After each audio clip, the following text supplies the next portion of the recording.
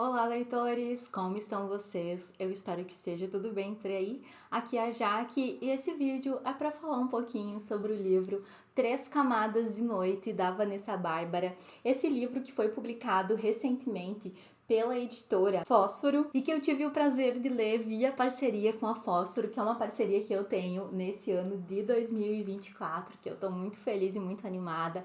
Então eu escolhi ler o livro da Vanessa Bárbara, que é uma autora brasileira contemporânea, escritora, tradutora, e que eu ainda não conhecia. Então eu fiquei muito feliz de ler o meu primeiro livro da Vanessa Bárbara.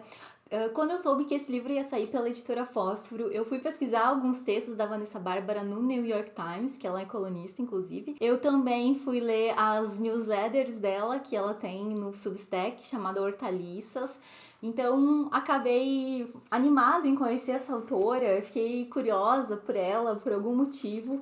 E mesmo sendo um livro que se passa na pandemia, então ele trata de pandemia, e um livro que fala de puerpério, algumas coisas sobre maternidade. Mesmo assim, eu quis conhecer um pouco mais dessa obra e quis ler esse romance da Vanessa Bárbara, porque eu sabia que também ia ter muitas referências a escritores e à mitologia grega, porque a Vanessa Bárbara também é tradutora de grego, especialista em grego antigo, então eu fiquei curiosa para saber como que ela ia construir e costurar esse livro. A surpresa foi imensa, eu gostei muito dessa leitura. O livro ele vai falando então da perspectiva de uma mãe que tem depressão e tudo que ela passa nos tempos da pandemia com um bebezinho pequeno, com todas as incertezas, né, que todos vivemos nesse período. E num quadro de depressão, tudo isso me fez ficar muito mexida com esse livro. Eu sei os meus motivos por não querer ler livros que passam na pandemia, e esse livro ele me deu alguns gatilhos nesse sentido, e ao mesmo tempo eu fiquei um pouco aliviada por saber que talvez mais pessoas tenham passado por situações tão difíceis como eu na pandemia. Claro que eu sei que todo mundo passou por situações bem difíceis na pandemia, né? Mas pensamentos, assim, que eu me identifiquei, sabe? Que estão expressos aqui no livro, apesar de estar vivendo outras dificuldades bem diferentes da personagem aqui desse livro, com um bebê pequenininho, né? Pra cuidar dentro de casa, sem poder sair, tendo que trabalhar de casa e tocar projetos e encarar também projetos que falharam por causa da pandemia. Então é um livro que traz temáticas que são bastante sensíveis para mim, e ao mesmo tempo o que salvou também é que tem uma pitada de humor aqui, pitadas de acidez que me arrancaram risos em momentos que eu não devia estar rindo, inclusive, mas propositais, claro. Isso mostra também como a Vanessa Bárbara tem uma pena muito certeira. Ela é uma escritora muito articulada e eu gostei muito de lê-la.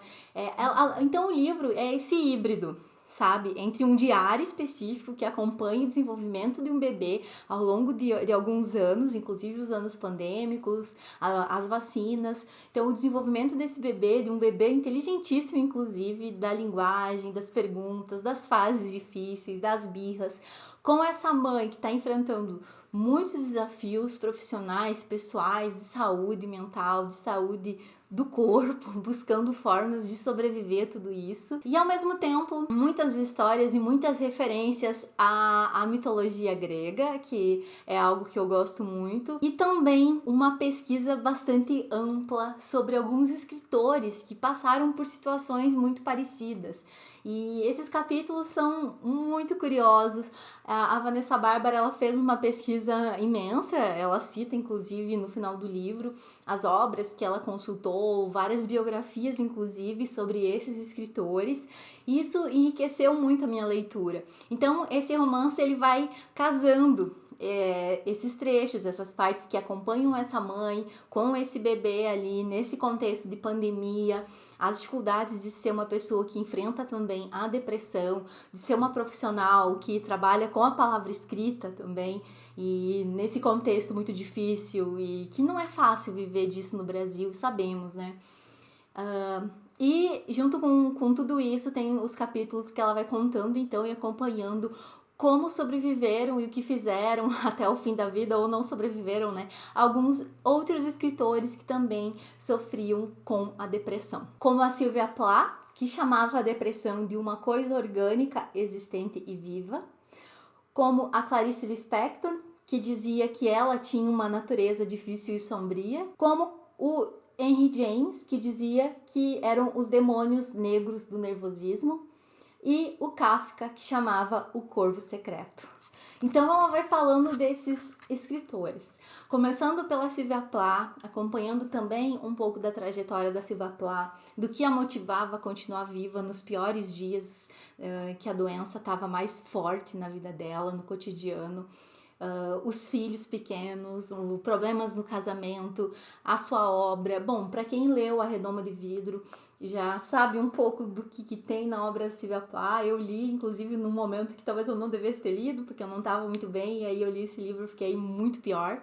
Mas, enfim, Sylvia Plath é a primeira escritora, então, que ela analisa, que viveu com depressão por muito tempo. Depois a Vanessa Bárbara fala da Clarice Lispector, no capítulo 2, e é muito legal acompanhar um pouco da Clarice e ver ela vai comparando também um escritor com o outro, como eles enfrentavam essas adversidades, as diferenças que tinham, nas formas que eles encontravam, então, para tentar desviar e conviver também com essa condição. O Henry James, que eu gostei muito do capítulo sobre o Henry James, porque vai falar também da irmã dele, a Alice James, que ficou bem camuflada, né, uma mulher, não teve nenhuma pequena porcentagem do tanto de possibilidades que o Henry James teve de se desenvolver intelectualmente, de desenvolver a sua própria arte, de se cuidar também, de se tratar para conseguir fazer tudo isso. E eu amei esse capítulo, eu não tinha ideia que o Henry James, ele tinha uma irmã, e eu não li Henry James ainda, preciso lê-lo, tem um livro dele aqui, inclusive, e agora eu sei que ele teve uma irmã, meio que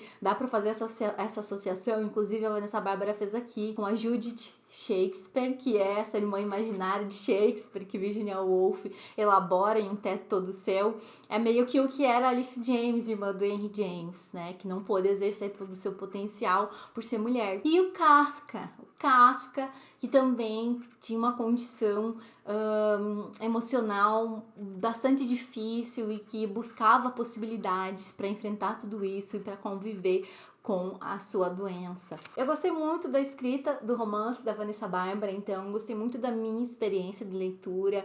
Foi um livro que eu li devagarinho, mas terminei assim emocionada por ter tido a oportunidade de ler esse romance, um romance bastante íntimo, então que fala de um período muito difícil, e eu pude encontrar um pouco de conforto também nesse livro de algumas maneiras, porque é legal ver como não estamos sozinhas no mundo, nas nossas dificuldades, né?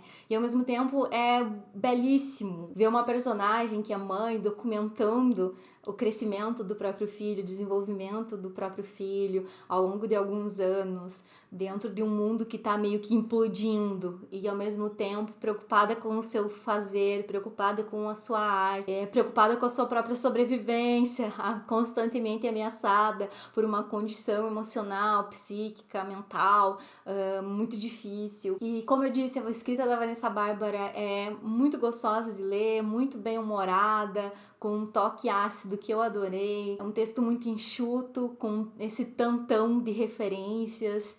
Eu gostei muito de um trecho específico que, inclusive, eu vi que a Vanessa Bárbara leu lá no Instagram dela, e nesse trecho específico ela fala um pouco sobre a condição da mulher, e para falar da condição da mulher ela fala da Medusa, né? Ela diz assim: segundo o vídeo, tudo começou quando a jovem foi violentada por Poseidon em um templo dedicado a Atena. Em resposta à profanação de seu santuário, Atena decidiu castigar não o estuprador, mas a vítima, transformando seus cabelos em serpentes.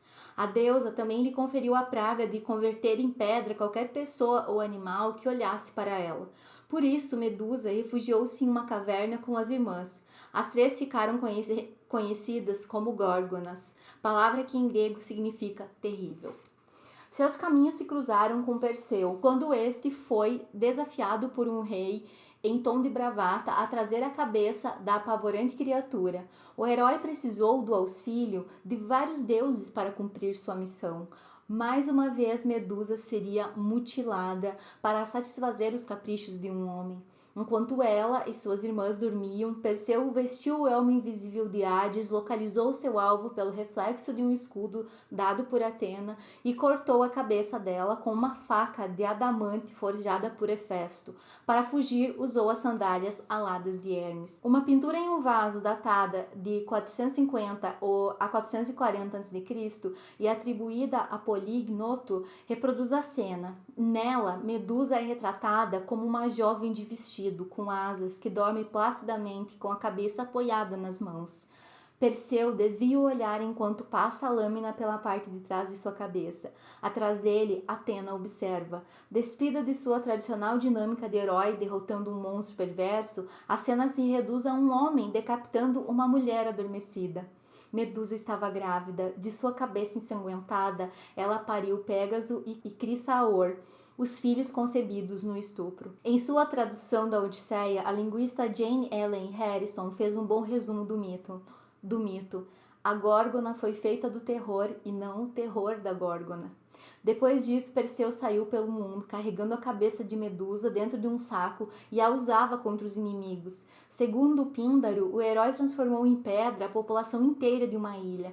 Para o vídeo, ele teria petrificado 200 pessoas durante uma briga em seu casamento. É a epítome da objetificação da mulher, utilizar sua cabeça como arma de destruição em massa.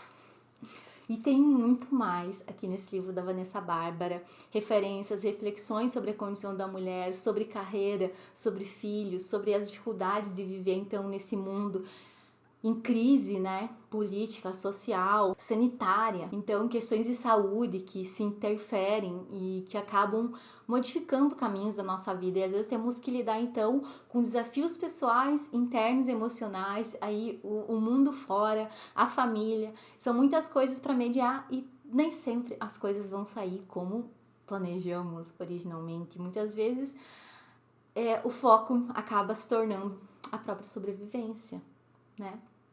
Eu gostei muito da minha experiência com Três Camadas de Noite e é lindo esse livro, eu saí da leitura super recomendando que vocês também leiam. Saiu então esse ano pela editora Fósforo, nessa capinha lindinha, tem 216 páginas. A Vanessa Bárbara é uma autora contemporânea, então que merece ser lida. E se você gostou desse vídeo, não deixe de dar um like, de se inscrever aqui no canal para acompanhar mais vídeo resenhas por aqui. Um abraço e até o próximo.